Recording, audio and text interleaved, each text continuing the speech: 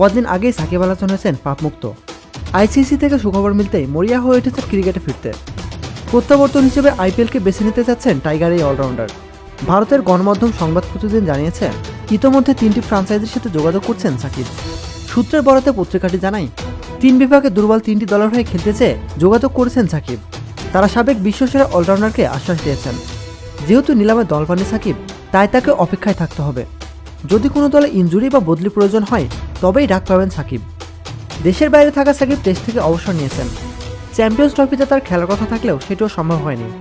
আপাতত বাংলাদেশ জাতীয় দলের হয়ে ফেরাটা অনেক কঠিন হয়ে পড়েছে তার জন্য। এর মাঝে আইসিসি নিষিদ্ধ করেছিল সাকিবের বোলিং অ্যাকশনের ত্রুটি সারতে দুবার পরীক্ষা দিয়েছিলেন সাকিব। দুবার ব্যর্থ হওয়ার পর পরে অবশ্য পাশ করেন বিশ্বসেরা অলরাউন্ডার। এরপরে সিদ্ধান্ত নিয়েছেন আইপিএল দিয়ে মাঠে ফেরার। দেশের ক্রিকেট থেকে দূরে থাকা টাইগার এই অলরাউন্ডার আইপিএলে দল পাওয়ার জন্য মুখিয়ে আছেন। বোলিং অ্যাকশনে নিষেধাজ্ঞা কেটে যাওয়ায় এখন আবারও অলরাউন্ডার হিসেবে খেলতে পারবেন সাকিব। আইপিএলের 3টি ফ্রাঞ্চাইজির সঙ্গে প্রাথমিকভাবে আলোচনা হয়েছে সাকিবের। দলগুলো হলো royal Challengers Bengaluru, Rajasthan Royals এবং সানরাইজার্স হায়দ্রাবাদ। ফ্রাঞ্চাইজিগুলোকে সাকিব জানিয়েছেন, খেলার জন্য পুরোপুরি তৈরি তিনি। প্রতিনিয়ত খেলাধুলার আপডেট জানতে খেলাধুলা টিভির সাথেই থাকুন।